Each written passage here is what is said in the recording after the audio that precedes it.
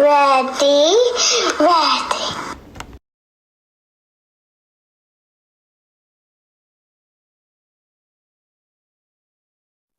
Let's widen the lens today. We talked a lot about your own experiences. Did you notice how she treated others, leaders, or members compared to you? Yeah, I did. At first, I thought it was just me. Maybe I was too sensitive. But the longer I stayed, the more it started feeling normal. It wasn't something anyone really talked about in leadership. Nobody said it out loud. People were too scared to speak up, scared of what would happen if they did. So we just adjusted. Can you walk me through a specific moment that stayed with you or another moment you noticed that behavior in someone else? Oh, thanks for dropping me off, Yeah, Tia. you're welcome. Hey, you never shared with me Hmm. your dreams, your Mhm. passions, like what do you want to be when you grow up? I'm so glad that you asked me that. I've always wanted to be a plus size model. A plus size model? Hmm.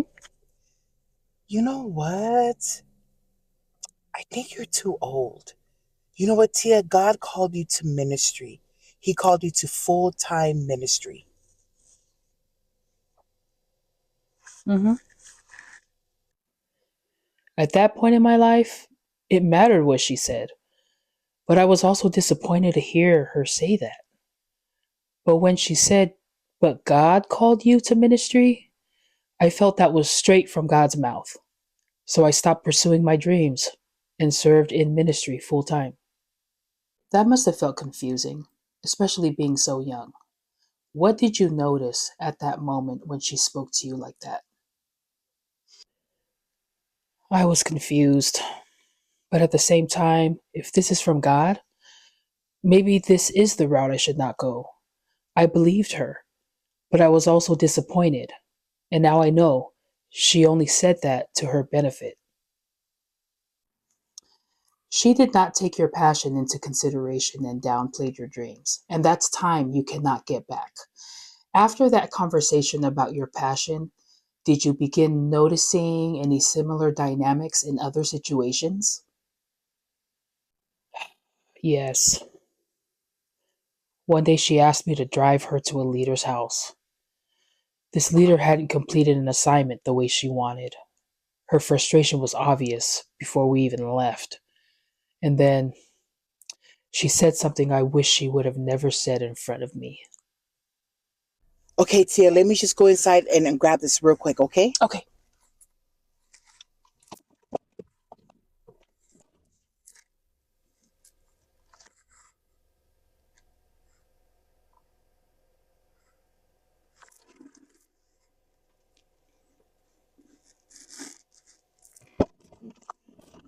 Ugh, I can't stand when leaders don't do their assignment. That's why she can't stop masturbating. Ugh.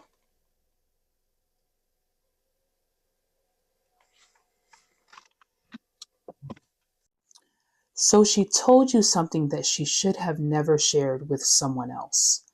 And she is in a position where people come to her with their weaknesses and addictions, and she used that to speak ill of others. How did you feel when she made that comment about that leader? I was shocked. When she said those words, I blocked everything else she was saying. I just didn't want to know what else she had to say about this leader because I know this leader. She served just like me. She gave just like me. She was all in just like me. And I knew at that moment, my private talks with the pastor's wife was just one anger away from her blurting the times when I spoke to her in private. I really felt bad for that leader. Till this day, I never told anyone until now. The pastor's wife had no business speaking of others in such a way of exposing them. Those private talks are confidential and should be handled with care. From a clinical perspective, the pastor's wife reflects lack of boundaries and misuse of sensitive information. Did her expectations ever put you or someone else in an impossible situation? Yes. One time I had to choose between taking my dad to his chemo appointment or completing one of her assignments.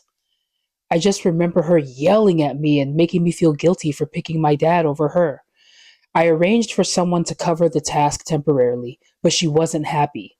So I thought I could make her happy and still be able to tend to my father, but that wasn't the case. Tell me about it. Hey, Mom. So I just want you to know that I passed along the assignment to Sose. Wait. But I gave you the assignment, Tia. Where do you gotta be? I have my dad's chemo appointment today. You, you know what, Tia? Just go to your dad, Tia. Just go to your dad.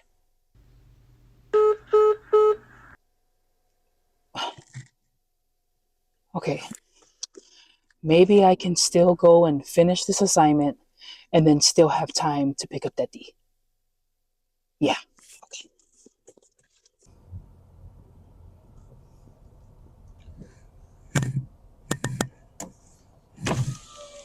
Oh, damn, it's closed.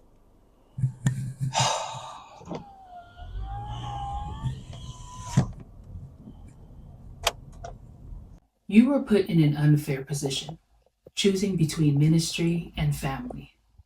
There was guilt and pressure that created a deep conflict, even when doing what you felt was right still caused pain. So it sounds to me that the ministry overshadowed your personal and family life.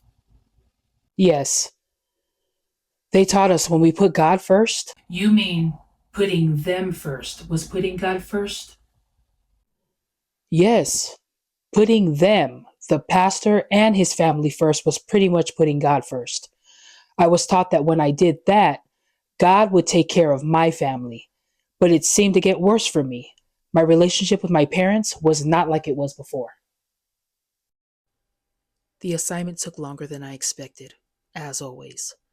By the time I went to get my dad, the office was closed. He wasn't there. I drove home. My heart was racing, searching the streets for him. Then I saw my dad, walking slowly, several miles, every step heavy. His breathing was labored, his body worn down from chemo. I will never forget the look on his face, tired, disappointed, silently asking why I hadn't been there. When he finally climbed into the car, the weight of guilt hit me all at once. That moment, it broke me. Seeing these patterns with the pastor's wife, how do you view leadership and authority now? It taught me that authority unchecked can be dangerous. It can make people fearful. I saw it firsthand. Next week, I would like to dive into how this affected you and your relationship with your family.